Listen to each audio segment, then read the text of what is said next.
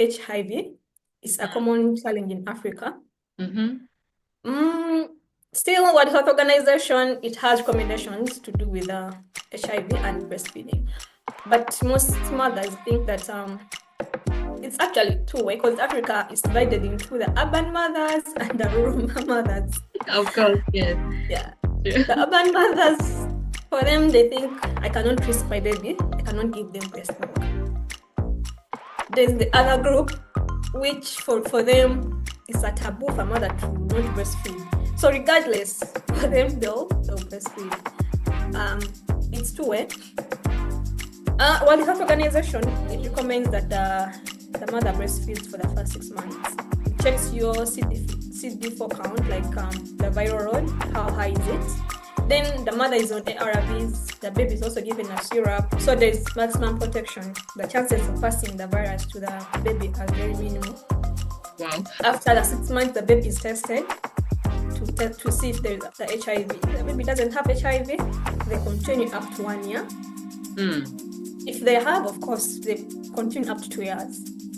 Another episode of Career Chronicle Chat with Adebisi, and today I'm having a beautiful mom who is a certified breastfeeding specialist. And what she does, she empowered breastfeeding mothers and families with evidence-based information while advocating for baby-friendly environments. She was born in Uganda, and she has trained over 100 health workers on lactation and breastfeeding support. So it is my pleasure to welcome Saharu to my chat. You're welcome.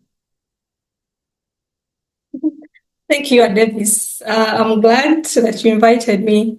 It has been long coming, and finally we are here. Yes. Thanks for inviting me. I'm so excited to have you here with me as well. Finally, we're doing this together. I'm happy for that. Yeah.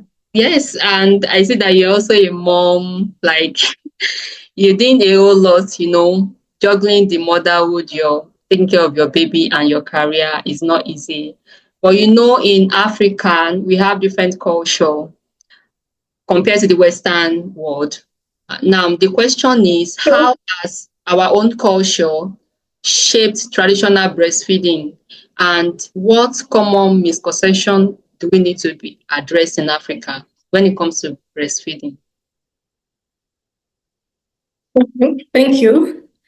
Generally, the African culture, it is one that embraces breastfeeding.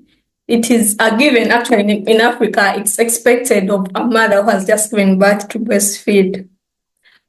And there's this Ubuntu culture, like where we are for each other, we come together for others. So that's one of the beautiful things about the African culture. It literally supports breastfeeding. It's built about supporting breastfeeding.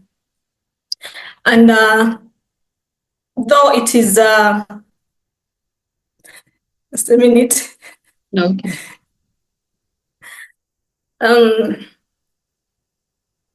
Okay, yeah. It's surrounded about Ubuntu, where we support each other. So when a mother has just given birth, generally they are given time to breastfeed. So that is beautiful about it, that everyone comes together. If you're far away from home, I know the Nigerians, there is Omuko. Yes, I'll pronounce it well, yeah. So there is Omugo, where grandmothers come and support their daughters to around the house when they've just given birth.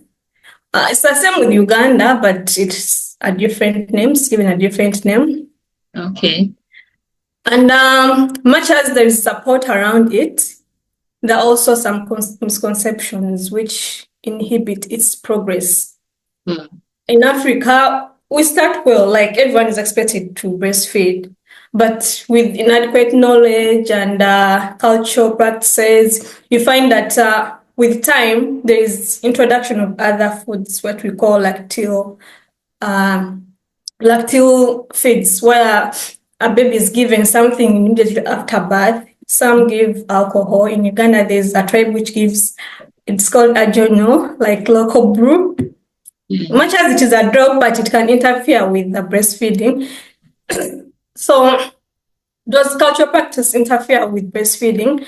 I'll mention a number of the common misconceptions. There are a lot, very many. And while I was doing some research about this topic, I realized that there are some weird things I had never heard of. Like I can mention about something in South Africa where they say when a mother is breastfeeding, she's dirty, and she's not allowed to have sex, like it contaminates sex. So either she chooses to breastfeed or she separates from the husband.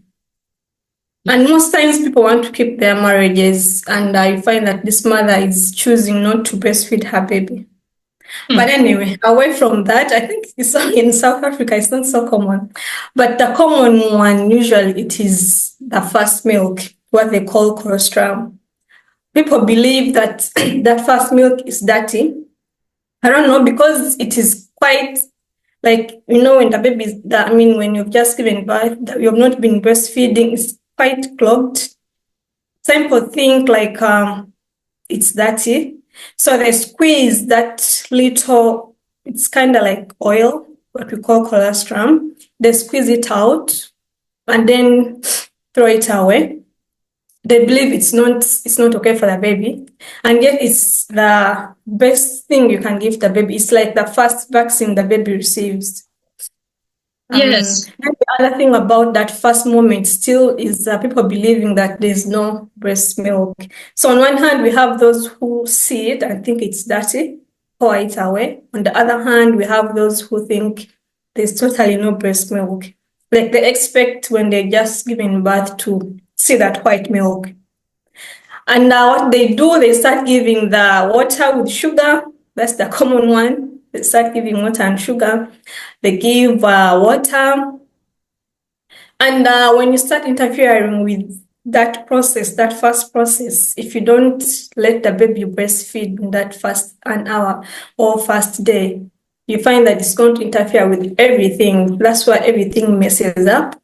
The breast milk is going to delay. When it delays, the mother will start getting frustrated. And with stress and breastfeeding, those two don't mix. When you're stressed, however much you're feeding, they'll give you all those foods they give mothers to boost their breast milk supply. But still, when you are stressed, there'll be no breast milk. So the whole thing is messed up. And that's where challenges start with the first milk. Then we have the other challenge is the baby, since I'm talking about like mixing. Just to be clear, someone would be wondering that mixing, yes, according to the World Health Organization, we're not supposed to give the baby anything for the first 6 months. Exactly. So, yeah, I agree with you. Yeah, you're not supposed to give anything for the first 6 months. But when we look at these babies, most of the time, we mirror them. We think like they're like us. Yet these are little beings. They're still developing. And most mothers, they tend to give water. They think that the breast milk is not enough. So they tend to give the baby water, that the baby is thirsty, that the water is not enough. And this baby's intestines, like the digestive system, is not ready to handle anything else apart from the breast milk. The breast milk is just designed for that baby. It has everything. It has the water the baby needs. When you're breastfeeding, most of the time you can realize that the first milk is quite kind of colorless, watery. It's not color, it's kind of watery. And the more you breastfeed, you realize the white one is at the end. So God is wise. He made the breast milk ideal for this baby. The first one is where the baby gets the water. Then the last one is like where it gets its energy. Then the other one is to do with social status. Mm-hmm. Mothers nowadays think that if the baby is being fed formula, they're of a higher class. Mm. So the mother will proudly give the baby infant formula, Yeah. thinking that, yeah, I'm a high class, like I'm high class. Mm-hmm. Some give, of course, out of knowledge, like they know it's the best thing, but others give out because of influence. Yes. A misconception that formula is better than breast milk, and some think that it's a replacement, that it's like breast milk. Like I can either choose to give breast milk or the formula. Because, Yes. yeah, these people, there's a way they have advertised this formula to make it seem like it is okay. If you It's don't the want best. to breastfeed, you can have the formula. But Yes, I it's agree not. with you. Yeah, Yes, yeah. I agree because like when I was breastfeeding my baby, my first child, there is this cultural this thing like in my area they are going to put pepper in the baby mouth, or there is Mm. something called apps agbo in my own local area, and they will give it to the baby that the baby needs to be taking it every day, and that is not actually okay for the baby intestine, just as you just said. And I Yeah. also remember when I was breastfeeding, there are these mothers that will be like, the baby is not satisfied. Why are you giving him breast? Give him food. Go and buy formula. Go and do this. But True, true. though I'm not a specialist in breastfeeding, but I have actually read a lot that Mm-hmm. breast milk is good for the first 6 months because it saves us a True. lot of money. It saves us a lot of money of buying food and all that. So that's why I just do it. But I remember there are a lot of people like making noise, don't do this, don't do that. So you are going to, why you are still giving your baby breast milk and all that. So Yeah, yeah, that's so true. it's common. I agree It's with it's a common challenge, you. and it's very expensive even to maintain. Hmm. Hmm. It's even like for those who cannot afford, they do together with breastfeeding and formula. But in the end, you find that the baby will now reject the breast milk because the other one, first of all, is filled with a lot of sugars. It's sweeter. It's not too sweet, but there's some element of sugar. Of course, definitely. Tastes better. Even the way it is taken in the bottle, it's easy. Like there's not much work needed if you're not careful. If you don't know how to feed the baby with a bottle, Hmm. they'll take in a lot. But with breast milk, they need to put in some effort to remove the milk from the breast. So with time, you find that this baby is rejecting the breast milk, and that's also another. It brings in a range of problems. That takes me to HIV. It's a common challenge in Africa. Mm-hmm. Mm, Still, World Health Organization, it has recommendations to do with HIV and breastfeeding. But most mothers think that it's actually two-way because Africa is divided into the urban mothers and the rural mothers. Of course, yes. Yeah. True. The urban mothers, for them, they think I cannot risk my baby. I cannot give them breast milk. There's the other group, which for them is a taboo for a mother to not breastfeed. So regardless, for them they'll breastfeed. It's two-way. Well, the Health Organization, it recommends that the mother breastfeeds for the first 6 months. It checks your CD4 count, like the viral load, how high is it?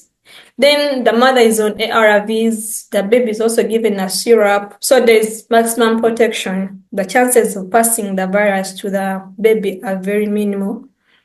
Wow. After the 6 months, the baby is tested to see if there's the HIV. If the baby doesn't have HIV, they continue up to 1 year. Hmm. If they have, of course, they continue up to 2 years. But because of the stigma around it, mothers, mostly in the rural areas, they breastfeed up to 2 years, which is a risk because if the baby starts teething, getting teeth, And these babies are very naughty. While they're breastfeeding, they tend to bite the nipple. So in case there is maybe an open wound, the chances of passing the virus to the baby are very high. But It's true. some people, yeah, in Africa, we care about society. Like we live as a society. So there are babies, they tend to breastfeed up to 2 years, and some get the virus, some don't. Like when I was working in the refugee settlement, most of my career started in the refugee settlement. So I have more experience with the rural mothers, and that's what they do most of the time. They breastfeed up to 2 years. But with counseling, and if you try to find someone, like to single out one, you're lucky. But most of them, they know, like they're supposed to stop at 1 year. So if you ask them, they'll tell you they have stopped. But ideally, they're still continuing. And then the other, you have something to say? Yes. I'm just hearing this information for the first time regarding the HIV breastfeeding. So Yes. just excited to learn about it because I've never heard that. Because before I was always thinking maybe for those that have Mm. HIV, they shouldn't breastfeed at all. But now you're giving the analysis that they can breastfeed with some proper when they Yeah. are monitored properly, they can actually breastfeed their baby. Thanks for Yeah. Like the recommendations are different for developing countries and developed countries. For developed countries, because they have the resources and they can maintain like the hygiene and everything around it. For them, they're advised not to breastfeed. okay. Okay. Then, yeah, they're advised to do replacement feeding, the developed world most of the time. Then the Africa, okay, yeah, Africa, of course, they label us as developing countries. It is safer for the mother to breastfeed, given that if they don't, the chances of the baby getting the HIV still are high. Like, okay, not even getting the HIV, but dying from infections are high. There's a lot surrounding uh, formula feeding or like breast milk substitutes. There are many. There's formula, there's cow's milk, some use soy milk. So there's a lot of breast milk substitutes, but the common one, of course, is formula. So because we don't have the money, if I convert like to currency, which everyone understands, you find that around $10, let me say, $10 to $12 a tin of formula. And some babies consume almost one tin per week.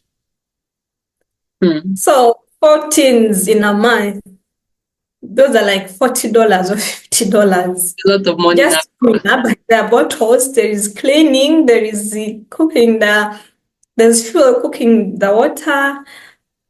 And you find that an average African mother cannot afford that, cannot sustain that. So maybe they will they'll not mix the formula properly, or they'll start giving other things like even the porridge, they'll start it early.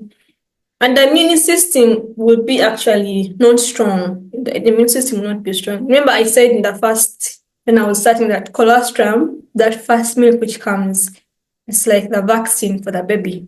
The first vaccine it receives. It's loaded with a lot of antibodies which help fight the disease. And there's that confidence which comes when you're breastfeeding. Actually, for me, yeah, my baby is now 4 months. Like, I have this confidence that my baby will not fall sick. Like, Yes, I can testify to that. Even me yeah. having an adult children, they don't fall sick. All these children-related sickness like measles, the likes, they don't. They've never had those kind of sickness. All true. Yeah. I agree. Like, there's that. And also talking about the confidence, you as a mother when you breastfeed, you have this confidence that you are giving your child the best. Like Yeah, yeah. guilt free. That, oh, I'm giving my child the best by doing this. I agree with you. Yeah, that's true. Like there's that calm which comes with it. And I know sometimes stresses of life are inevitable. Sometimes you're stressed, sometimes you're not eating in time, and maybe the milk reduces. But you know that you're supposed to only breastfeed. That helps you like to pivot and whatever is stressing you to put it aside and concentrate on being the food production machine for your baby. Yeah, I should Yes, say. yes, yes. I agree with you. But talking Yeah. about how long can someone breastfeed, you've mentioned the case of those that are having HIV/AIDS, which is quite Yeah. different. But for a normal person that doesn't have any issue like that, like how many Mhm. years is it advisable to breastfeed a child? Yeah. Thank you. It is recommended from birth up to 2 years. Okay. But there's that one, like the first 6 months, where like all the challenges are. It's not easy to achieve that for most mothers. Some of them, the majority start and stop at 3 months. Yes, because of what? After 3 months, then they start introducing milk, porridge, but also with the society we live in, we find mothers and fathers are working, and the majority of Africa is informal sector. There are no regulations regarding breastfeeding, much as the national policies the government sets up. Like in Uganda, it is 90 days. A mother is given maternity leave for 90 days. Basically, that is still 3 months. So at 3 months, the mother is expected to go back to work. Not every mother has the passion, the desire to do everything in her power to make sure that she exclusively breastfeeds. Even those who try, they don't have the resources. There's no fridge at the workplace. They don't have the pump. Even if you can do manual, but me and you know that the manual is not really sustainable. There's the stress of the work. There's the worry that I've left my baby at home and the boss wants something. You're not performing. There's that dementia, like loss of memory, which happens when you've just given birth.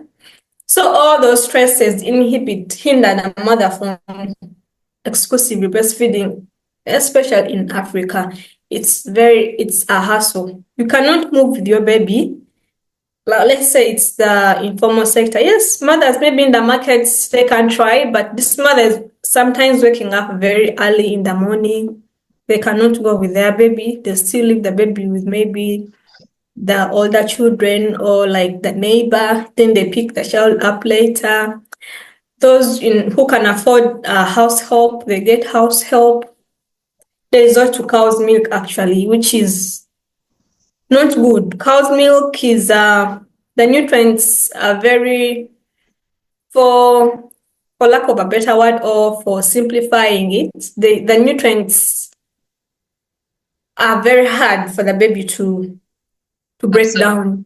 The complex, the complex for this baby to break down. So if the mother cannot afford if the mother can afford the best replacement should be the formula. Yeah, I'm here. In the beginning, I was talking against infant formula. Now I'm advocating for infant. No, like the ideal is breast milk, but when instructions don't allow, that's when we go to infant formula. Like the range of choice is mother's breast milk. If it's not available, the breast milk banks. I don't know if you have in Nigeria. Do you have some breast milk? I've never had, I don't know, but I've never heard of it before. There people donate breast milk and they give. Then the third option is the formula. That's the range. But in our country, of course, cow's milk, but it is diluted. So back to the question you asked, the recommendation is 6 months up to 2 years. If the mother still thinks it's okay, they can continue even 5 years. Some people breastfeed up to 5 years, but the recommendation stops Two at two years. years. Okay. Yeah, I like, you know, people in the Western world, they have this vague picture about Africa. So my midwife here recently asked me when I'll be stopping. She was like, "You people stop breastfeeding at 5 years." In Africa? I was also kind of hearing it for the first time, but yes, some some cultures they encourage it up to 5 years, and it's not difficult. Ah, to me, 5 years is difficult, but at least 2 years is okay. 5 years, Yeah. Okay, child I've will heard stories where people the child where will kids go to enough. school and come back. Oh my goodness. Well, it's nice having chats with you. So I want to ask, do you support, like, sometimes we have first time mom that doesn't really have needed information about breastfeeding, and I could remember then when I was a first timer, there's this always different kind of information. We don't have reliable information that you can actually say, oh, this is from a reliable source, let me believe this one. So do you Mm. do you support women who are just first time mothers in their breastfeeding journey, like a form of coaching them on what to do, how to do it, like even what to eat when they are trying to breastfeed to support good lactation? Yeah, I do support mothers, but I haven't scaled up. Mm, I've just been supporting a few, and the platform I have right now is only on LinkedIn, okay. but it's in the pipeline. I'm going to open an Instagram page where I share like short messages on breastfeeding, especially like on exclusive breastfeeding, because that's the major challenge, the Okay. first and the first. Yeah. So for now, I personally don't have, but there are other resources. Like if someone is interested, there are other resources like the World Health Organization, there's UNICEF. They have platforms on all these social media platforms. Like they have accounts. Someone can check them up, and yeah. So it's better to always actually follow the World Health Organization, other than nowadays. Like anyone who has breastfed, they think they have the knowledge, but so someone should be cautious. If it's not someone who is licensed, then go for World Health Organization. So in future, maybe I'll come back and drop a link here where someone can access my services. Okay, okay. So thank Yeah. you so So much. now maybe the last misconception I have, it's the tandem feeding. The last one is um mothers tend to think that when they are pregnant they cannot breastfeed. They think that it's that this older child is going to affect the breast milk. But no, they can breastfeed until the last, like until they give birth. It's okay. However, like when they give birth, they should prioritize the young one. The young one is in more need compared to the older one. But it's okay. It so happens most of the time, conception can surprise you, like you're 4 months lactating and then boom, there's a pregnancy you didn't plan for. And you find that this baby is still young and yet you are pregnant. So it's better to continue breastfeeding other than stopping. Maybe the common one where it's taking on because of modernization is sagging, the breast sagging. Like when they breastfeed, they think their breast will sag. But it's inevitable. This is fat tissue. So whether you breastfeed or you don't breastfeed, they'll sag. So it's better you give your baby the best start in life. Yes, it's true. It's true. That's part Yeah. of aging process. There's no way you can alter that fact. It will definitely Yeah. as you get older. Yeah, Mm. there's a lot. I'm just learning about that of pregnancy because I'm like, wow, you can Oh. be pregnant and breastfeed. So Yeah, you can. new information I'm learning today. So Yeah. I think we are going to give it a wrap now.